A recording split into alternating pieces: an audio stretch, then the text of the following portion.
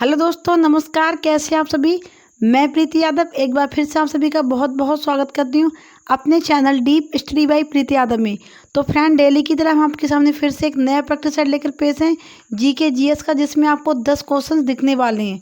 तो चलिए दोस्तों, स्टार्ट करते हैं। अगर आपने अब तक हमारे चैनल को सब्सक्राइब नहीं किया है तो प्लीज़ सब्सक्राइब कीजिए और बेल आइकन को प्रेस कीजिए, ताकि आने वाली वीडियो का नोटिफिकेशन आपके पास टाइम से पहुँचे। तो चलिए अपने क्वेश्चन से स्टार्ट करते हैं। हमारा पहला क्वेश्चन है, उत्तर प्रदेश में कितने ज़िले शामिल हैं। हमारे उत्तर यूपी में कितने ज़िले हैं। संख्या है 55, 65, 75 या फिर 85। तो इसका जो राइट आंसर है वो होगा ऑप्शन नंबर सी 75, यानी 75 ज़िले हमारे उत्तर प्रदेश में हैं। और सबसे अधिक ज़िलों वाला राज्य कौन सा है, वो भी हमारा उत्तर प्रदेश ही है।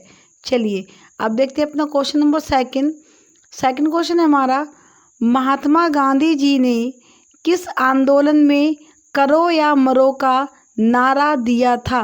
ठीक है, करो या मरो ये जो फेमस नारा है वो किस आंदोलन में दिया था। असहयोग आंदोलन में, भारत छोड़ो आंदोलन में, सविनय अवज्ञा आंदोलन में या फिर दिल्ली चलो आंदोलन में। इसका जो राइट आंसर है वो होगा ऑप्शन नंबर बी, भारत छोड़ो आंदोलन। इस आंदोलन के टाइम महात्मा गांधी जी ने करो या मरो का नारा दिया था। चलिए अब देख लेते हैं अपना क्वेश्चन नंबर अगला, क्वेश्चन नंबर 3।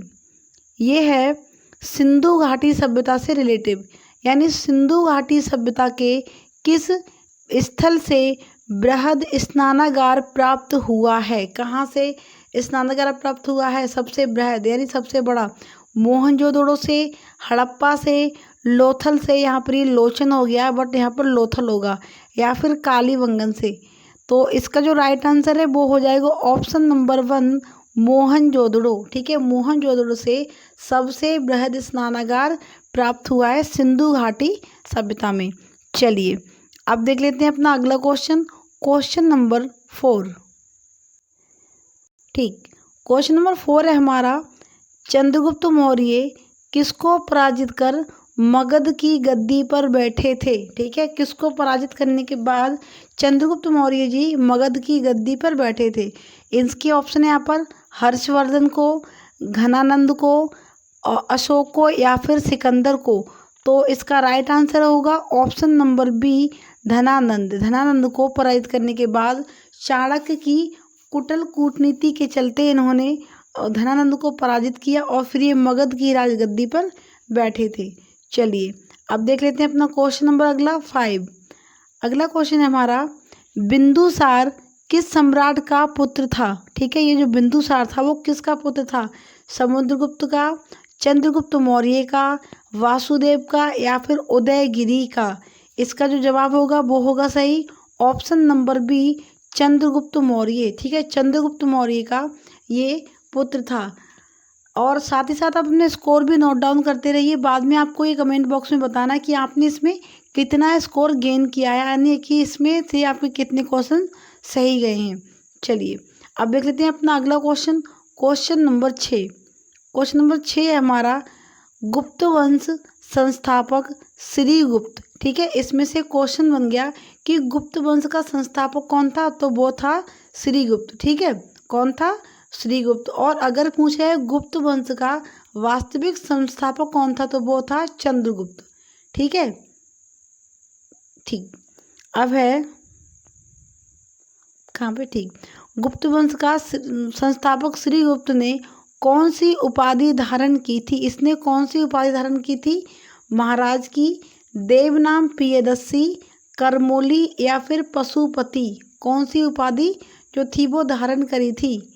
तो इसका जो राइट आंसर है वो हो जाएगा option number B, option number A, Maharaj. ठीक है, महाराज की उपाधि श्रीगुप्त में धारण करी थी। चलिए अब देख लेते हैं अपना अगला क्वेश्चन। अगला क्वेश्चन है हमारा गांधी जी से संबंधित, यानी गांधी जी पहली बार दक्षिण अफ्रीका कब गए थे, किस सन में गए थे। 1886 में, 1856 में, 1899 में या फिर 1893 में। ठीक है, तो जो इसका जो राइट आंसर है वो हो जाएगा ऑप्शन नंबर डी, 1893 93 में, यानी 1893 में गांधी जी पहली बार दक्षिण अफ्रीका की यात्रा पर गए थे। चलिए अब देख लेते हैं अपना क्वेश्चन नंबर 8। क्वेश्चन नंबर 8 है हमारा, निम्न में से किसकी स्थापना, ठीक है ये दोबारा हो गया है बस, किसकी स्थापना राजा राम मोहन राय जी ने करी थी। कब करी थी, किसकी स्थापना करी थी, बुधवा पुनः विवाह की, ब्रह्म समाज की, आर्य समाज की, या फिर सत्य शोधक समाज की। तो इनमें से कौन सी स्थापना करी थी, किसकी, वो था ऑप्शन नंबर 2 ब्रह्म समाज। ठीक है, ब्रह्म समाज की स्थापना राजा राम मोहन राय जी ने करी थी। चलिए अब देख लेते हैं अपना अगला क्वेश्चन, क्वेश्चन नंबर 9, जो कि VR अम्बेडकर यानी भीमराव अम्बेडकर जी से संबंधित है। अरे इसका तो हमने आंसर ही आपको बोल दिया। ठीक है चलिए कोई बात नहीं, एक बार से रीड कर लेते हैं। अनुच्छेद 32 को संविधान की आत्मा किसने बताया है। ये जो कथन है कि इस अनुच्छेद 32 जो है वो संविधान की आत्मा है, ये स्टेटमेंट किसका था। ठीक है, VR अम्बेडकर जी का ही था, क्योंकि हमने आपको पहले ही बता दिया कि अगला क्वेश्चन VR अम्बेडकर जी से संबंधित है, तो इसका आंसर हो जाएगा ये वाला। चलिए आप देख लेते हैं अपना क्वेश्चन नंबर 10। क्वेश्चन नंबर 10 है हमारा, संविधान के किस भाग को भारत का मैग्ना कार्टा कहा जाता है। संविधान का यानी हमारे इंडियन कॉन्स्टिट्यूशन का कौन सा पार्ट है जिसके लिए भारत का मैग्ना कार्टा कहा जाता है। भाग 2, भाग 4, भाग 6 या फिर भाग 7। इसका जो आंसर है वो आपको कमेंट बॉक्स में बताना होगा। बाकी के क्वेश्चन मैंने सॉल्व करवा दिए हैं। बाकी आपके इन 9 क्वेश्चन में से कितना आप इसमें स्कोर कर पाए ये आप कमेंट बॉक्स में अपना स्कोर भी बताइए, और साथ ही साथ आपको क्वेश्चन नंबर 10 का भी आपको आंसर बताना अगर आपको पता है तो। ठीक है, और अगर आपको हमारी क्लास अच्छी लगे तो प्लीज़ एक लाइक करते जाइए। बहुत ही मेहनत के साथ हम इन क्लासेस को रेडी कर पाते हैं, तो प्लीज़ एक लाइक कीजिए, और चैनल को अगर सब्सक्राइब नहीं किया तो प्लीज़ सब्सक्राइब कर लीजिए और बेल आइकन को भी प्रेस कर दीजिए। चलिए मिलते हैं अपनी अगली क्लास में, तब तक के लिए जय हिंद जय भारत।